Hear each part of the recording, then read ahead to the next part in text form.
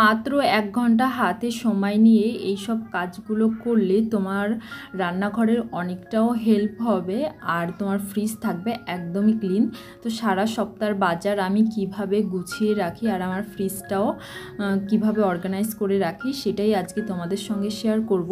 আমি যেই টিপসগুলো তোমাদের দেব এইভাবে কাজ করলে কিন্তু তোমাদের কাজটা অনেক সহজ হবে, বিশেষত রান্নাঘরের কাজটা কিন্তু খুবই সোজা হয়ে যাবে। তার জন্য হাতে 1 ঘন্টা সময় নিয়ে কিন্তু এই কাজটা করতে হবে তোমাদের। তা আমরা অনেক সময় কিন্তু একটু ফাঁকা বসে থাকি, ফোন টোন ঘাঁটতে থাকি, সেই সময়টায় কিংবা সন্ধ্যার দিকে টিভি দেখতে দেখতেও কিন্তু এই কাজগুলো করে নেওয়া যায়।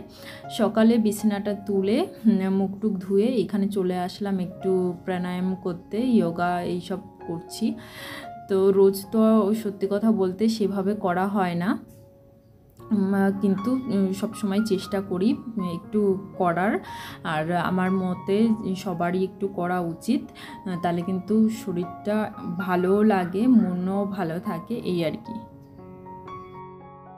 কি কি এনেছে তোমাদের দেখাচ্ছি। এর মধ্যে আছে বিনস, 2টো বড় করলা, আর এই ফুলের টবটা আমি কালকে বিকালে কিনে নিয়ে এসেছি।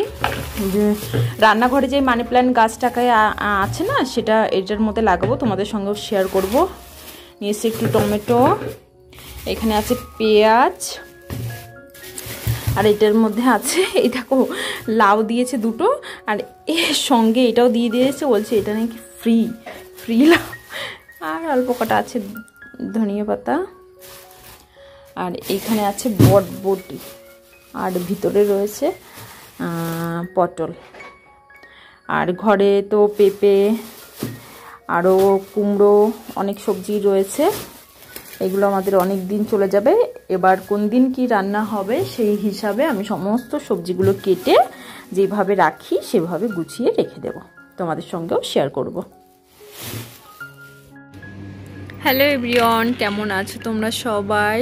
সময় এখন ঘড়িতে 11টা মতন বাজে, আর আজ হচ্ছে মঙ্গলবার। সকাল থেকে অনবরত কাজ চলছে, এইমাত্র কাজ শেষ হলো, বাবুকে ঘুম পাড়িয়ে দিলাম, এখন দুপুরের রান্নাটা বাকি রয়েছে।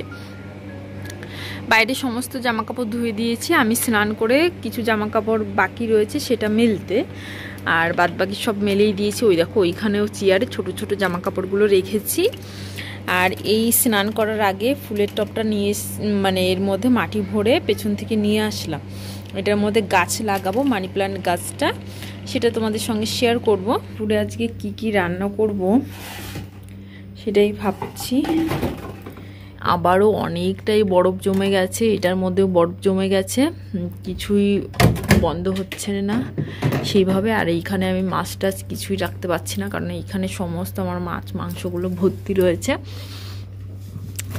আর এইখানে পুরো সবজির পুরো গাদা রয়েছে। ভিডিওর শুরুতেই কিন্তু আমি বলেছি কিভাবে রান্নাঘরে সময় বাঁচানো যায়, ফ্রিজটা অর্গানাইজ করা যায়, তো সেই সব কাজেই লেগে পড়েছি আমি। ওইদিকে কিন্তু রান্নাটাও বসিয়ে দিয়ে এসেছি, কারণ এই একটা কাজ করলে তো হবে না, ওই দিকেও কাজ করতে হবে। তো এগুলো কাটতে কাটতে আমি ওইদিকে রান্নাটা বসিয়ে দিয়ে এসেছি। ভেন্ডি ভাজা করব আজকে, আর লাউ দিয়ে করব মাছের ঝোল। তা লাউটাই সবার আগে কেটে নিচ্ছি, আর সমস্ত সবজি কিন্তু আমি ফ্রিজ থেকে বার করে এখানে নিয়ে এসেছি।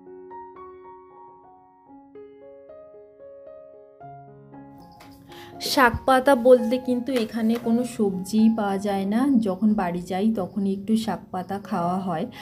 কোন ভাগ্যের ক্রমে তোমাদের দাদাভাই বাইরে গেছিলো, পটল পেয়ে গেছে কি জানি, আর আগে একদিন পেয়েছিল কাঁচকলা, তা সেটা বললো যে অনেক খুঁজেছি, সেটা আর পেলাম না।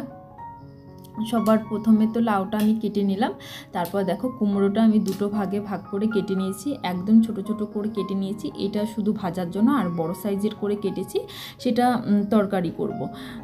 আর এইখানে কাটছি এখন পটল, যেগুলো দেখে আমি খুবই খুশি হয়েছি, আর পটলগুলো সত্যি কথা খুবই সুন্দর।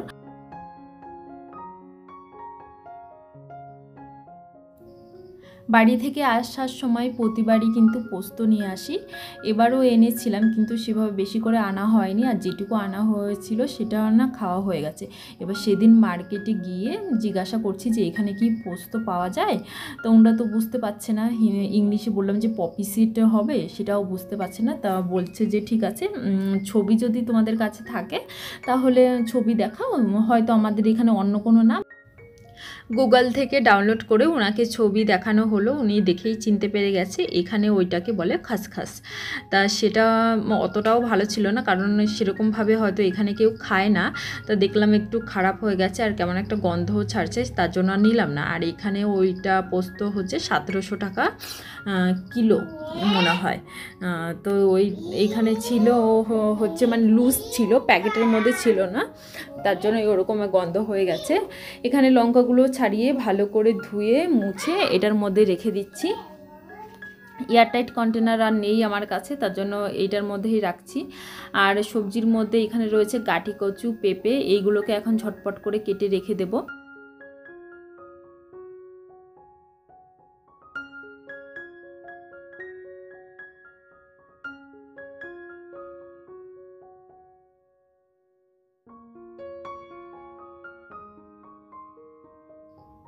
যেগুলো বটবটি ছিল সেগুলো দিয়ে তো তরকারিটা অতটা ভালো লাগবে না, তার জন্য সেগুলো ভাজার হিসাবেই কেটে রেখে দিলাম।